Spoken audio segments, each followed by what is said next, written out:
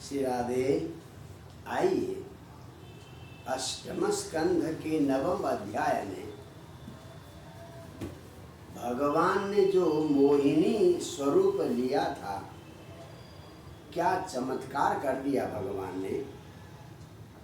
क्योंकि अमृत का कलश आ गया था, असुरों ने छीन लिया, आपस में खींचातानी कर रहे थे, बेचारे देवता उदास हो गए थे, तभी भगवान ने मोहिनी रूप धारण दिया। तो जब आपस में इस तरह से एक दूसरे को गाली दे रहे थे, तब अमृत का कलश खींच रहे थे, तो अचानक उन्हें परम सुंदरी मोहिनी का रूप दिखाई दिया। किनको? असुरों को। क्षिपंतो दस्यु धर्मान, मतलब डकैतों का सा आचरण कर रहे थे। मिलकर समुद्र मंथन किया, जब वस्तु प्राप्त हो गई तो अब उनका मन डकैतों का जैसा हो गया। तो आयांतिम ददृशु श्रियम, आती हुई स्त्री को देखा। देखकर क्या बोलते हैं? अहो रूपम अहो धाम अहो अस्या नवम्बय। क्या रूप है, क्या तेज है, क्या जवानी है। इस प्रकार से जाकर जातरिच्छया, उनके मन में वासना जागृत हुई। देखिए, असुर और दैत्य रजोगुणी और तमोगुणी होते हैं, तो इनमें वासना प्रबल होती है। तो एक सुंदर युवती को देखते ही उनके अंदर वासना जागृत हो गई। सब लोग आकर उनसे पूछने लगे, कात्वम कंज पला साक्षी कुतो बा किम चिकीर्षसि। हे सुंदरी, तुम कौन हो, कहाँ से आई हो, क्या करती हो, किसकी बेटी हो?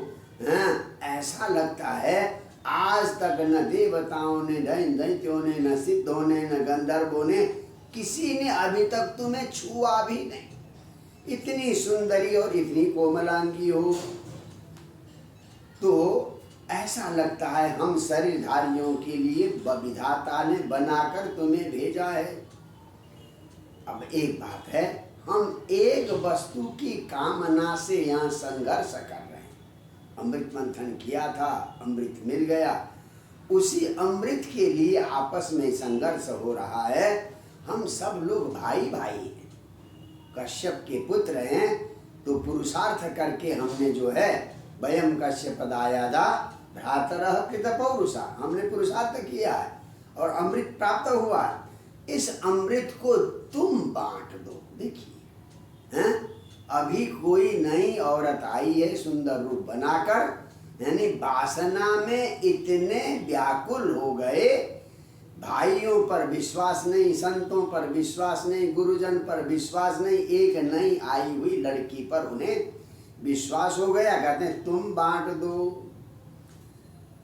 तो इत्युपात, जब ऐसा निमंत्रण, भगवान तो चाहते ही यही थे, तो जब ऐसा निमंत्रण मिला तो भगवान यहाँ नारियों की निंदा करते। देखिए, निंदा प्रसंग के अनुसार होती है और वो बड़ा प्रसंग के अनुसार बड़ा ही विचित्र बात होती है। तो भगवान क्या कहते हैं? अरे भाई, तुम लोग इतने बड़े कश्यप की संतान हो, एक अनजान औरत पर तुम कैसे विश्वास कर सकते हो? आपस में भाइयों पर विश्वास नहीं, मुझ पर विश्वास करोगे? कथम कश्यपदायादा पुंसल्याम मयि संगता विश्वासम पंडितो जातु कामिनी सुनयाति।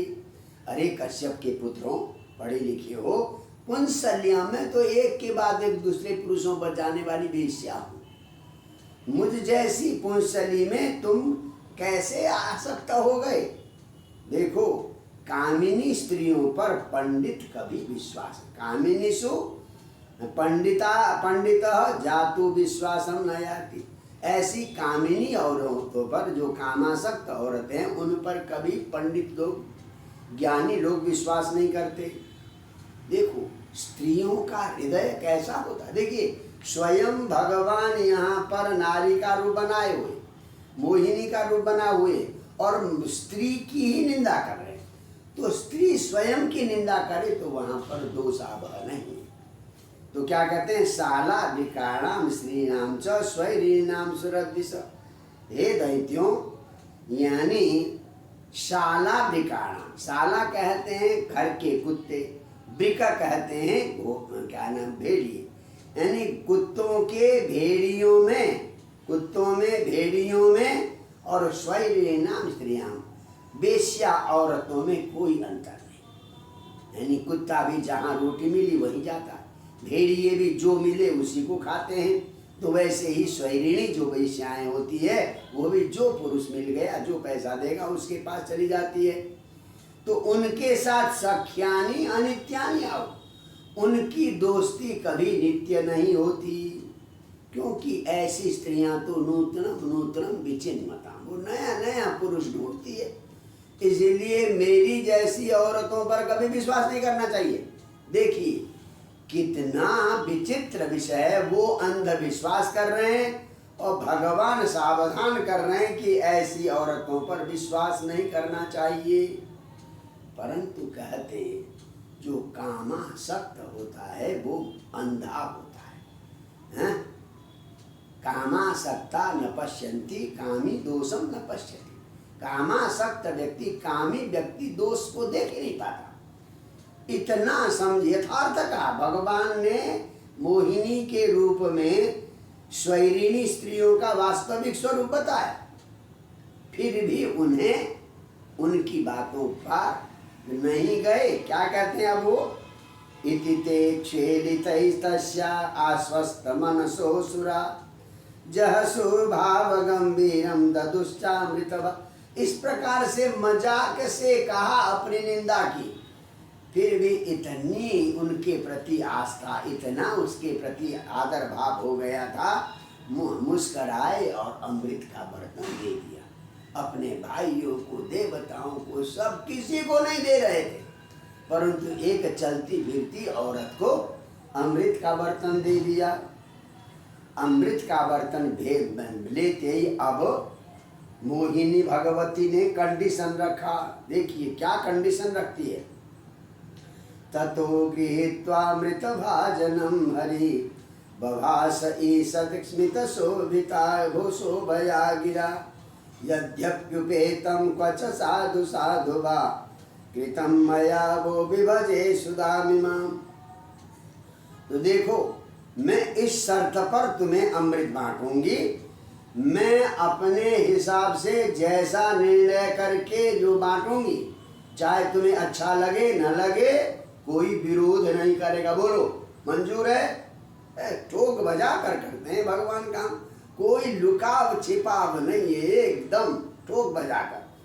यदि अभ्युपेतम साधु असाधु बा, तुम्हें अच्छा लगे बुरा लगे सही लगे गलत लगे, अगर तुम्हें स्वीकृत है तो तुम लोगों को मैं अमृत बांटूंगी, नहीं तो हमें कोई लेना देना नहीं अमृत से। एकदम विरक्त भाव दिखा दिया मोहिनी भगवान ने।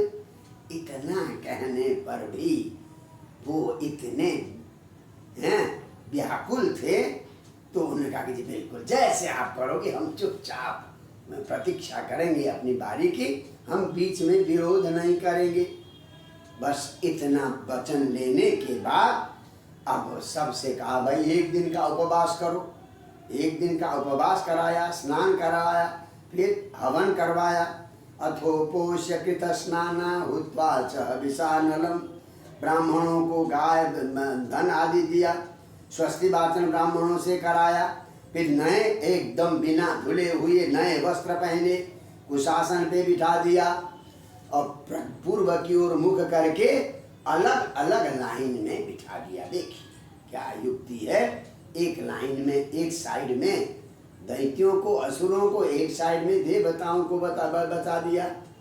हाँ, और एकदम बढ़िया खुशबू की क्या नाम है, धूप बत्ती जला दी, दीपक जला दिया। अब आराम से हाथ में अमृत का कलश लेकर पहले दैत्यों की साइड में चली गई। दैत्यों से देखती मुस्कराती, बेचारे उनकी मुस्कुराहट सारे दैत्य क्या नाम एकदम फिदा हो गए और उनको देखती देखती बड़े प्यार से सबको देखती हंसती हुई तो आई और देवताओं के साइड में अमृत बांटना शुरू कर दिया। अब यहाँ पर एक बात आती है, भगवान ने पक्षपात क्यों किया? भाई असुरों ने चलो विश्वास कर लिया, मोहिनी पर, नारी पर विश्वास कर लिया, कोई बात नहीं, पर भगवान तो भगवान है ना। उन्हें असुरों को अमृत क्यों, बराबर मेहनत करवाया बेचारा, मेहनत तो बराबर करिए, तो उनको असुर को अमृत का हिस्सा क्यों नहीं दिया? बहुत गजब का श्लोक है, असुराणाम सुधादानम सर्पाणामिव दुर्नयम मत्वा जातिर्शंसानां नतां व्यभजदच्युत। अगर सर्पों को अमृत पिलाएंगे तो सर्प क्या करेगा? दुनिया को डसता फिरेगा, खुद तो मरेगा नहीं, है? तो सर्पाणाम इव दुर्नयम, असुरों को सुधा पिलाना सर्पों को अमृत पिलाने के समान दुर्नय है, माने नीति विरुद्ध है। ऐसा मानकर क्यों? जाति निशंसा, सर्प भी स्वभाव से ही क्रूर होते हैं, ये दैत्य और असुर भी स्वभाव से ही क्रूर है। ऐसे क्रूर जाति को अमृत पिलाना उचित नहीं है। आज देखिए पाकिस्तान के पास एटम बम है, तो जिनके पास ऐसी शक्ति नहीं होनी चाहिए उनको वो शक्ति नहीं देनी चाहिए। अपात्र को शक्ति दे दी तो सृष्टि में उथल पुथल मच जाएगा, त्राही त्राही मच जाएगी, प्रजाओं में बुरा हाल हो जाएगा। आपको एक छोटी सी बात मैं समझाऊं। गुरुदेव द्रोणाचार्य ने अपने शिष्य अर्जुन को तो पात्र समझकर ब्रह्मास्त्र का ज्ञान दिया था, पर सगे बेटे अश्वत्थामा को पात्र नहीं समझा। उन्हें संदेह था कि मेरा पुत्र ब्रह्मास्त्र का दुरुपयोग कर सकता है, तो ऐसा जो पात्र, जो कुपात्र है, जो उस शस्त्र का, उस शक्ति का दुरुपयोग कर सकता हो, उसे वो शस्त्र, वो शक्ति नहीं देनी चाहिए। तो वो छिप के अर्जुन को सिखा रहे थे, छिप के सुना था उसने, इसीलिए अश्वत्थामा को प्रहार करना तो आता था पर उपसंहार करना नहीं आता था। तो इसीलिए अपात्र को अमृत देना उचित नहीं है, यह समझकर भगवान ने असुरों को अमृत नहीं पिलाया। तो इस प्रकार से दूर बैठे देवताओं की ओर देखते, असुरों की ओर देखते मुस्कुराते और देवताओं को अमृत बांटते। बेचारे वो असुर हमारी भी बारी आएगी, बारी का इंतजार करते रह गए। अब कहते एक जो स्वरभानु है, राहु जिसको कहते हैं, वो अपना रूप बदल कर कपड़े देवताओं के पास, क्योंकि अलग अलग प्रकार के कपड़े होते होंगे रुचि के अनुसार, देवताओं के अलग, तो देवताओं के कपड़े पहनकर देवताओं की लाइन में बैठ गया था।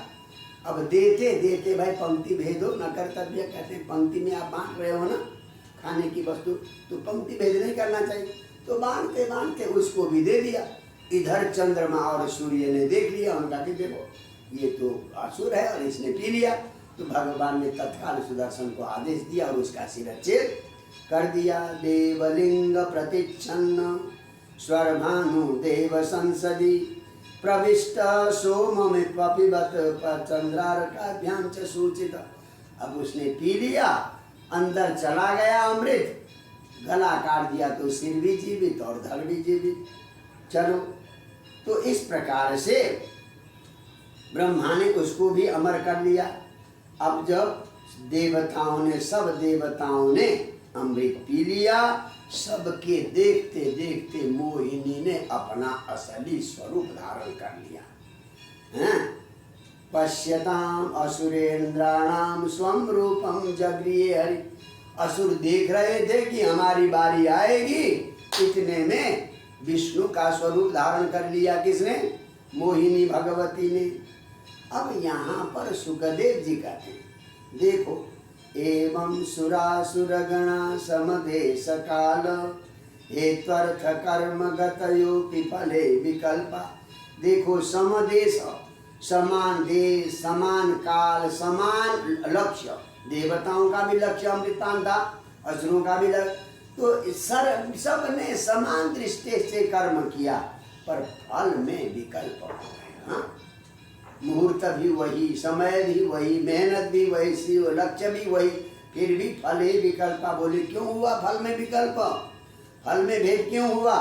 कि तत्रामृतम सुरगणा फलमंजसासु, कि यत्पाद रंग पंकज रजस रहना, भगवान के चरण कमलों का आश्रय लेने के कारण देवताओं को तो अमृत मिल गया, परंतु असुरों ने भगवान के चरण कमल का आश्रय नहीं लिया। समान मेहनत करने पर भी, समान काल होने पर भी, समान सब कुछ होने पर भी असुरों को अमृत नहीं मिला। तो इसलिए अगर हम मेहनत करते हैं, प्रयास करते हैं, कोशिश करते हैं, सब कुछ करते हैं, सब कुछ करते हुए भी आश्रय उसका लेना चाहिए, परमात्मा का आश्रय लेना चाहिए। तो बिना उसका आश्रय लिए फल प्राप्ति की संभावना कम रहती है। तो इस प्रकार कैसे मोहिनी रूप लेकर भगवान ने देवताओं को अमृत पिलाया, ये अत्यंत रोचक, रोचक तो है ही, रोचक के साथ प्रेरणादायी, अत्यंत प्रेरक प्रसंग है। जय जय श्री राधे।